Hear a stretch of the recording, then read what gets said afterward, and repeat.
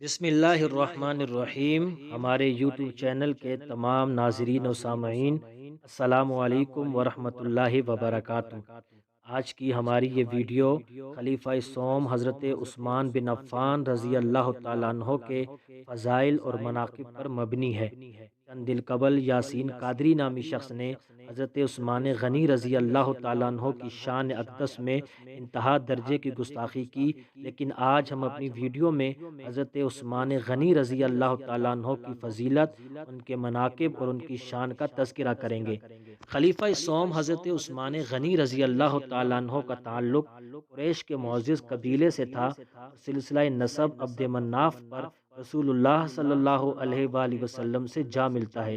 سیدنا عثمان غنی رضی اللہ تعالیٰ عنہ کی نانی آپ صلی اللہ علیہ وآلہ وسلم کی پھوپھی تھی۔ آپ کا نام عثمان اور لقب ذو النورین ہے۔ اسلام قبول کرنے والوں میں آپ السابقون الاولون کی فہرست میں شامل تھے۔ آپ نے خلیفہ اول سیدنا ابو بکر صدیق رضی اللہ تعالیٰ عنہ کی دعوت پر اسلام قبول کیا اور حضور صلی اللہ علیہ وآلہ وسلم پر ایمان لانے اور کلمہ حق پڑھنے کے جرم میں سیدنا عثمان غنی رضی اللہ تعالیٰ عنہ کو ان کے چچا حکم بن ابی العاص نے لوہے کی زنجیروں سے باندھ کر دھوپ میں ڈال دیا اور کئی روز تک علیحدہ مکان میں بند رکھا۔ چچا نے آپ سے کہا کہ جب تک تم نئے مذہب یعنی اسلام کو نہیں چھوڑو گے، آزاد نہیں کروں گا۔ یہ سن کر آپ نے جواب میں فرمایا کہ چچا، اللہ کی قسم، میں مذہب اسلام کو کبھی نہیں چھوڑ سکتا اور اس ایمان کی دولت سے کبھی دستبردار نہیں ہوں گا۔ سیدنا عثمان غنی رضی اللہ تعالیٰ عنہ اعلیٰ سیرت و کردار کے ساتھ ثروت و سخاوت میں بھی مشہور تھے۔ آپ صلی اللہ علیہ وآلہ وسلم نے فرمایا کہ جنت میں ہر نبی کا ساتھی اور رفیق ہوتا ہے اور میرا ساتھی عثمان ہوگا۔ سیدنا عثمان کے دائرہ اسلام میں آنے کے بعد آپ صلی اللہ علیہ وآلہ وسلم نے کچھ عرصے کے بعد اپنی بیٹی سیدہ رقیہ رضی اللہ تعالی عنہا کا نکاح آپ سے کر دیا، اور جب کفار مکہ کی اذیتوں سے تنگ آ کر مسلمانوں نے آپ صلی اللہ علیہ وآلہ وسلم کی اجازت اور حکم الہی کے مطابق ہجرت حبشہ کی، حضرت عثمان غنی رضی اللہ تعالیٰ عنہ اور آپ کی اہلیہ حضرت رقیہ رضی اللہ تعالیٰ عنہا حبشہ ہجرت فرما گئے۔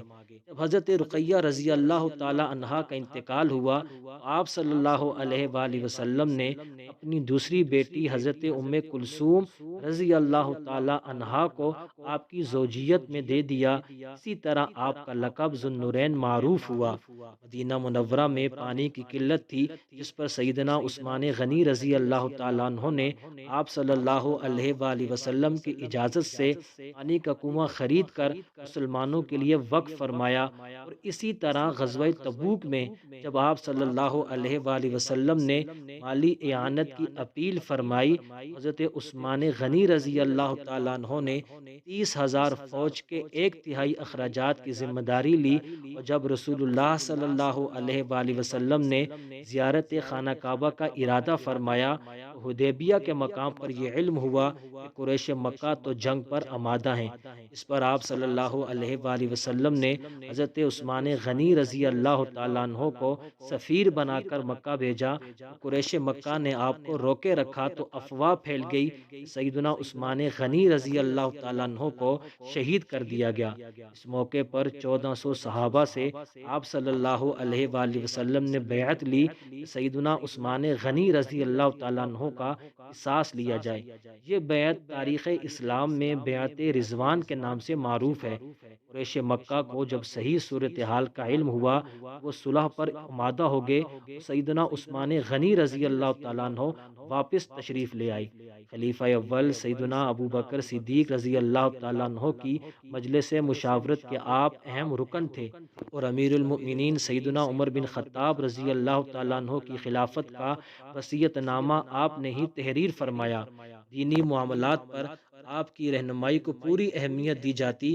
حضرت عثمان غنی رضی اللہ تعالیٰ عنہ صرف کاتب وحی ہی نہیں تھے، بلکہ قرآن مجید آپ کے سینے میں محفوظ تھا۔ آیات قرآنی کے شان نزول سے خوب واقف تھے۔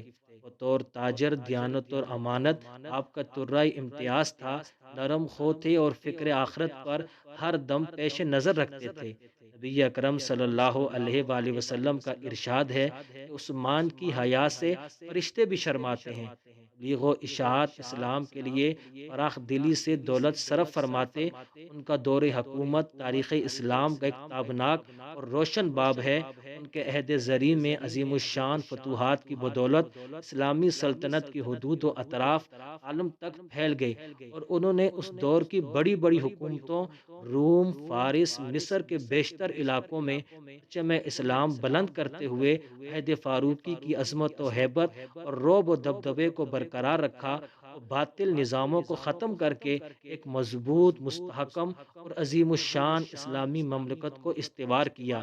آپ صلی اللہ علیہ وآلہ وسلم نے فرمایا کہ اے عثمان، اللہ تجھے خلافت کی قمیص پہنائیں گے، جب منافق اسے اتارنے کی کوشش کریں اسے مت اتارنا جہاں تک کہ تم مجھے آ ملو۔ چنانچہ جس روز آپ کا محاصرہ کیا گیا، آپ نے فرمایا کہ مجھ سے حضور صلی اللہ علیہ وآلہ وسلم نے عہد لیا تھا کہ منافق خلافت کی قمیص اتارنے کی کوشش کریں گے تو تم نہ اتارنا، اس لیے میں اس پر قائم ہوں اور صبر کر رہا ہوں۔ اور 35 ہجری میں ذی-قعدہ کے پہلے عشرے میں باغیوں نے سیدنا عثمان غنی رضی اللہ تعالیٰ عنہ کے گھر کا محاصرہ کیا، اور آپ نے صبر اور استقامت کا دامن نہیں چھوڑا۔ محاصرے کے دوران آپ کا کھانا اور پانی بند کر دیا گیا۔